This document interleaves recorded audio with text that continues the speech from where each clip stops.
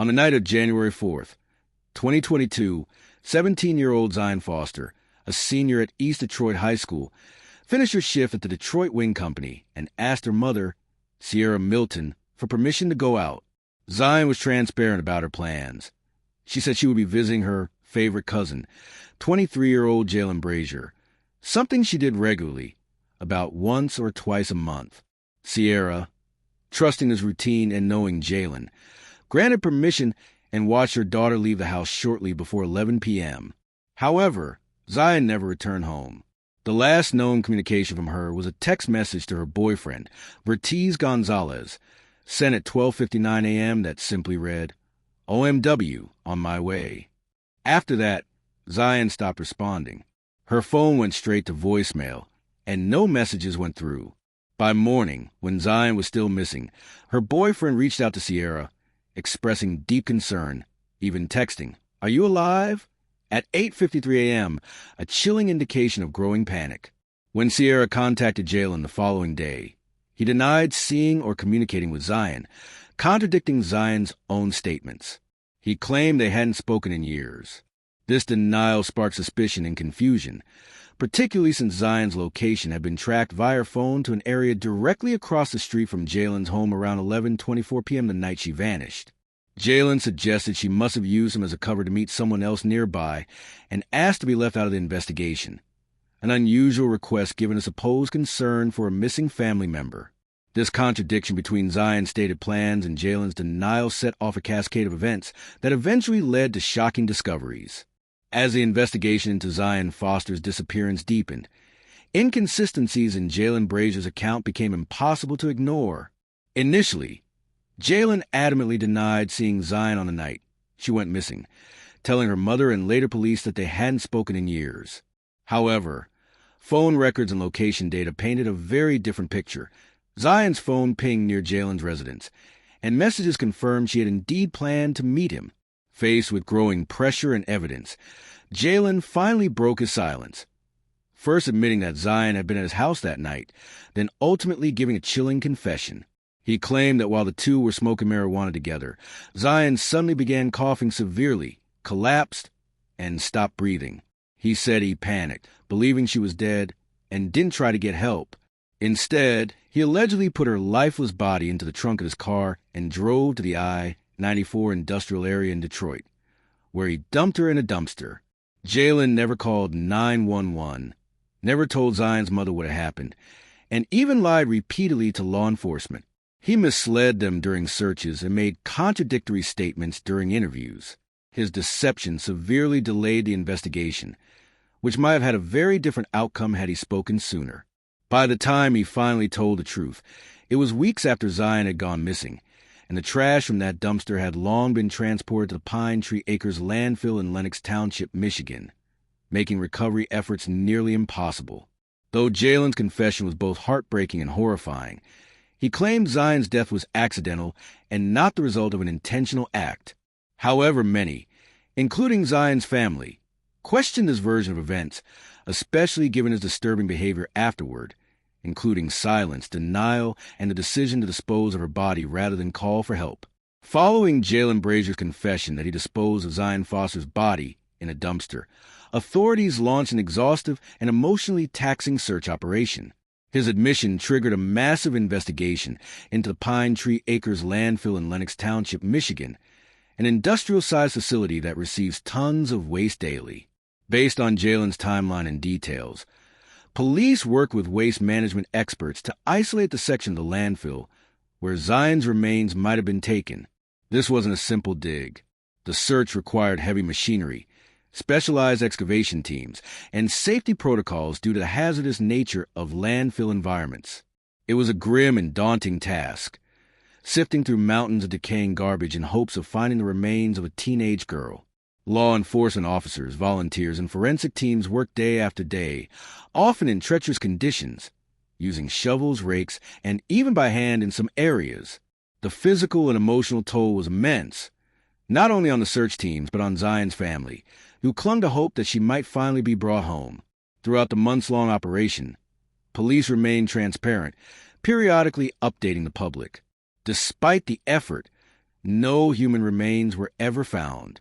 The landfill, with its vastness and the sheer volume of waste that had accumulated since Zion's disappearance, proved to be an overwhelming obstacle.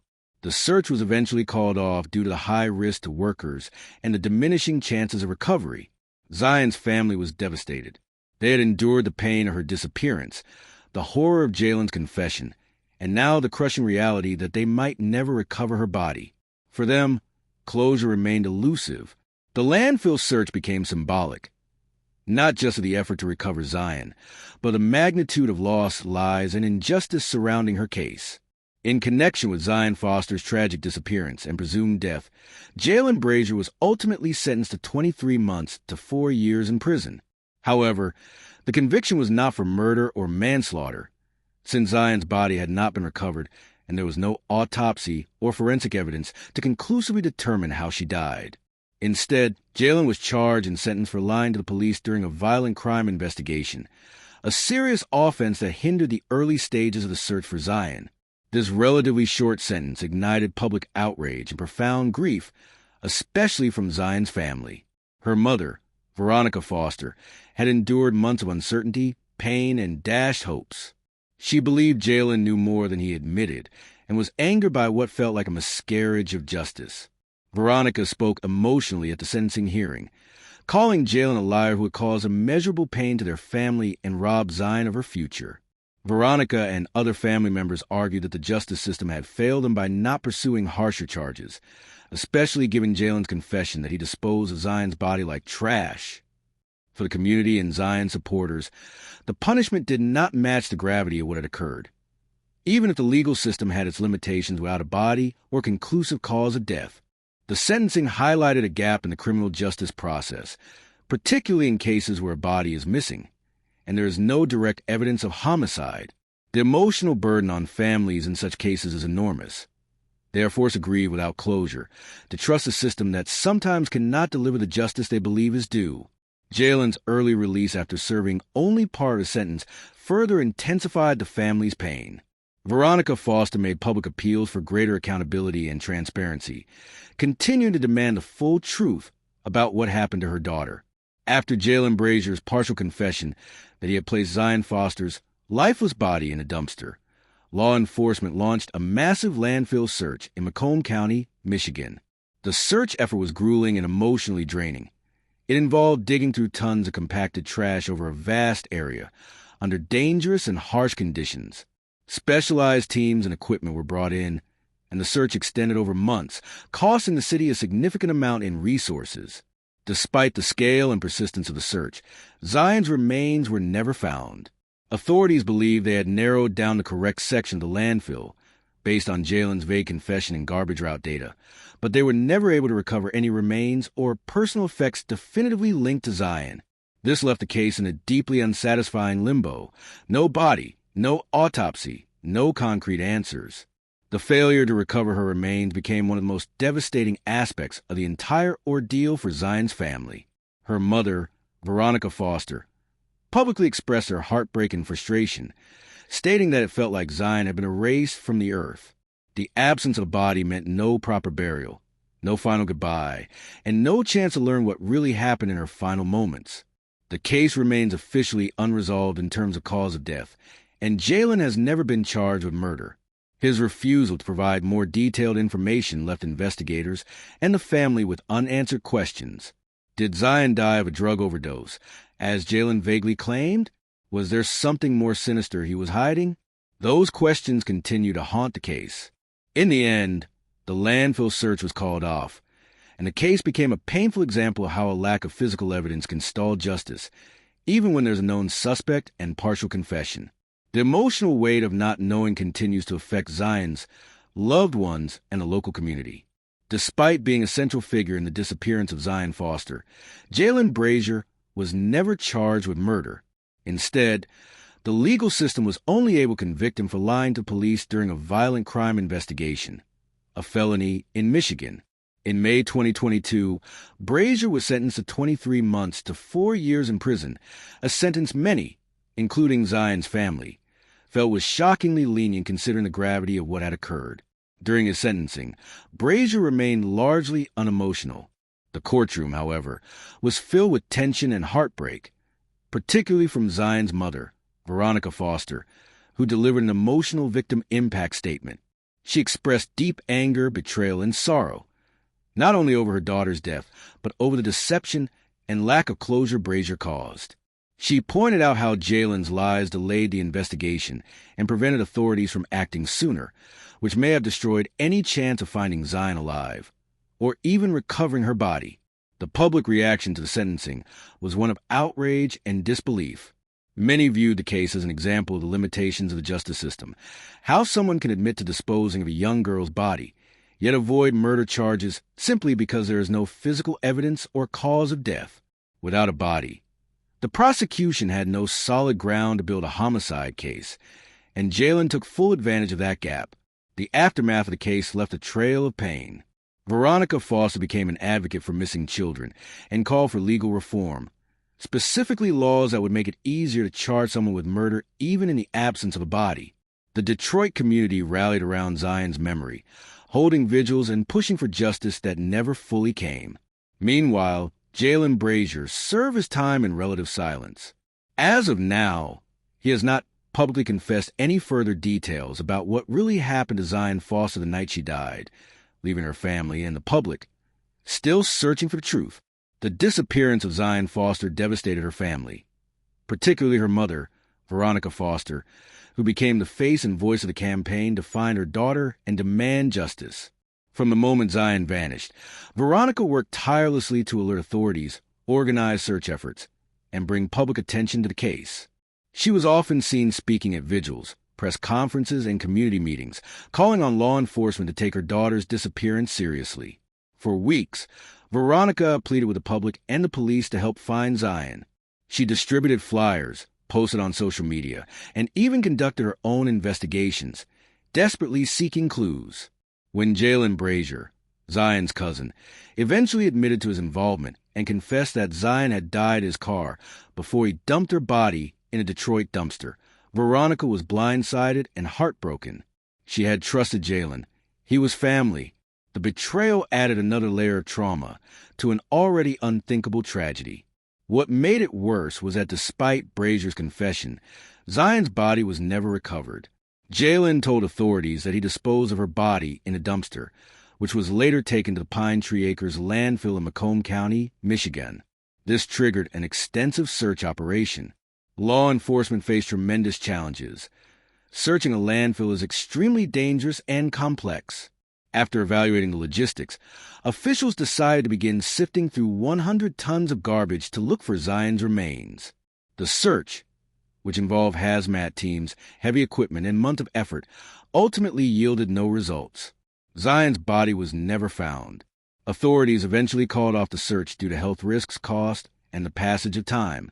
For the Foster family, this decision was a gut punch. They were left with no body to bury, no answers about what really happened, and no sense of closure. In the aftermath, Veronica Foster turned her grief into activism. She began advocating for missing persons awareness and stronger legislation, particularly laws that would make it easier to prosecute people even when a body is not found. She frequently spoke about how the system had failed her daughter, not just by underestimating the urgency of her disappearance, but by allowing her admitted killer to walk away with only a few years in prison for obstruction of justice. The emotional toll on the family has been enormous. Veronica has said in interviews that she still sets a place for Zion at the table. She keeps her daughter's room untouched. For her, there is no moving on, only pushing forward in hope and remembrance. Zion Foster's story continues to resonate in Detroit and beyond, serving as a painful reminder of how missing persons cases involving Black girls are often underreported, under-resourced, and undervalued, and how families are frequently left to fight for justice on their own. In the course of the investigation into Zion Foster's disappearance, Jaylin Brazier's statements to law enforcement were marked by significant inconsistencies and evolving narratives. Initially, Brazier denied any involvement or recent contact with Zion. However, as evidence mounted, he admitted that Zion had visited his home on the night she vanished. He claimed that after smoking marijuana together, Zion became unresponsive, leading him to panic and dispose of her body in a dumpster. Fox 2 Detroit. WXYZ7 News Detroit. Subsequently, Brazier altered his account, stating that they had also consumed LSD, suggesting that Zion might have had a fatal reaction to the drug. This claim was later retracted. Brazier confessed to fabricating the LSD story, reaffirming that they had only used marijuana. WXYZ7 News Detroit. Despite these shifting explanations, forensic experts testified that neither marijuana nor LSD overdoses are typically fatal, casting doubt on Brazier's accounts. The absence of Zion's body further complicated the investigation, leaving many questions unanswered about the true circumstances of her death. Fox 2 Detroit. Brazier's inconsistent statements and the lack of physical evidence pose significant challenges for law enforcement and prosecutors, ultimately impacting the charges and legal proceedings in the case. In May 2024, more than 2 years after 17-year-old Zion Foster's disappearance, her cousin Jaylin Brazier stood trial for her murder. Despite the absence of Zion's body, the prosecution presented a compelling case built on digital evidence, witness testimonies, and Brazier's own inconsistent statements. Key evidence and testimonies. Digital footprints. Investigators retrieved over 4,000 text messages between Brazier and Zion, revealing a complex and, at times, inappropriate relationship. Some messages suggested Brazier was grooming Zion, with prosecutors highlighting sexually explicit content and discussions about drug use. Fox 2 Detroit. Internet searches. Data extracted from Brazier's phone showed searches like "how long acid stays in your system" and "how much Motrin can kill you," conducted shortly after Zion's disappearance. Fox 2 Detroit. Witness accounts. Zion's mother, Sierra Milton, testified about her daughter's last known whereabouts and her interactions with Brazier during the initial search. Other witnesses included Brazier's ex-girlfriend and law enforcement officers involved in the investigation. Wayne County. +3. Fox 2 Detroit. +3. WDIV. +3. WDIV. Trial outcome. After a week and a half of testimony from 32 witnesses, the jury deliberated for just 30 minutes before finding Brazier guilty of second-degree murder and tampering with evidence. He was sentenced on June 3, 2024. WDIV. +2. Fox 2 Detroit. +2. WDIV. +2. Family and public reaction. Zion's family, particularly her mother, expressed relief at the verdict, feeling that justice had been served. The case highlighted the challenges of prosecuting a murder without a body, but demonstrated that digital evidence and thorough investigation could lead to a conviction. This trial underscored the importance of persistence in seeking justice, even in the face of limited physical evidence. Zion Foster, a 17-year-old girl from Detroit, Michigan, went missing in January 2022, leading to a lengthy investigation into her disappearance. Her case gained national attention, especially when the key suspect, her cousin Jaylin Brazier, was eventually charged with her murder. Zion Foster's disappearance. Timeline of events. January 2022, Zion Foster was reported missing by her family after she was last seen at her cousin Jaylin Brazier's apartment in Detroit. According to her mother, Zion had been living with her aunt in the area and had stayed over at Brazier's place for a few days, during which they were in contact via text and social media. Her sudden disappearance raised concerns, especially since she had no history of running away. February 2022, Zion's family filed a missing person report, prompting a formal investigation by the Detroit Police Department DPD.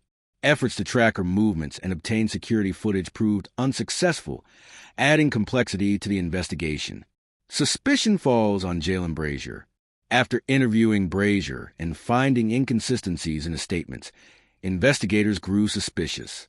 Brazier's behavior, particularly his reluctance to cooperate fully with authorities, began to raise red flags. A key detail that emerged during the investigation was a series of text messages between Zion and Jaylin that hinted at a more complex, potentially exploitative relationship. These messages were crucial in forming the basis for the case against Brazier. Key evidence. Text messages and digital footprint. Investigators uncovered over 4,000 text messages exchanged between Zion and Brazier, which included sexually explicit conversations and signs of possible coercion. These messages were later used as key evidence to support claims of a toxic, manipulative relationship. Searches on Brazier's phone reveal concerning queries like, how long does acid stay in your system? And how much Motrin can kill you just days after Zion's disappearance, further suggesting he may have been involved in harming her. Physical evidence and testimonies. Police also found evidence of tampering with a vehicle, which Brazier had access to.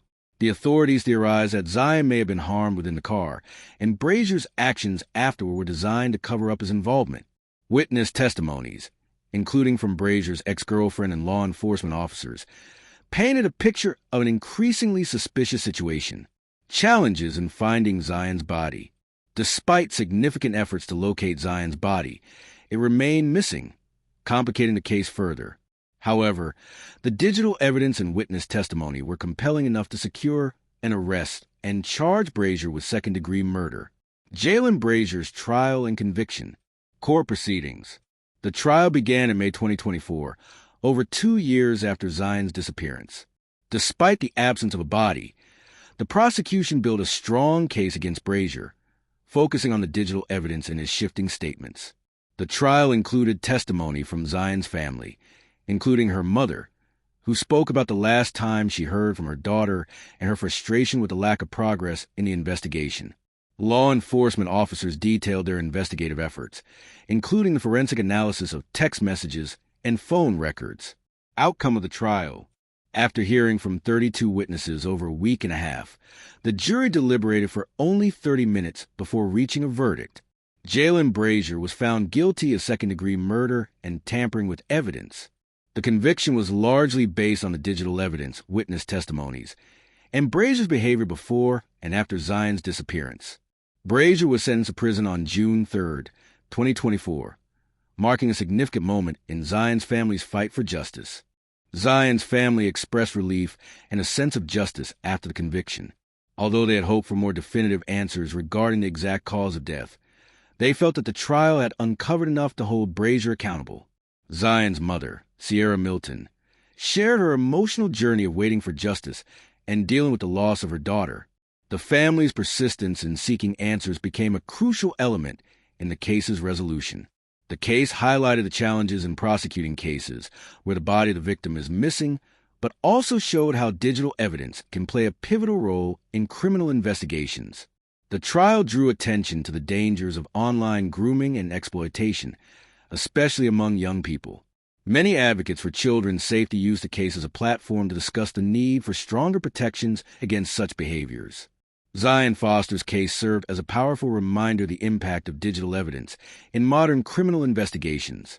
Despite not having her body, authorities were able to use phone records, text messages, and other evidence to bring her killer to justice. The conviction of Jaylin Brazier marked a pivotal moment for the family, bringing some closure to a tragic chapter. Though the full story of what happened to Zion remains a painful loss for those who knew her.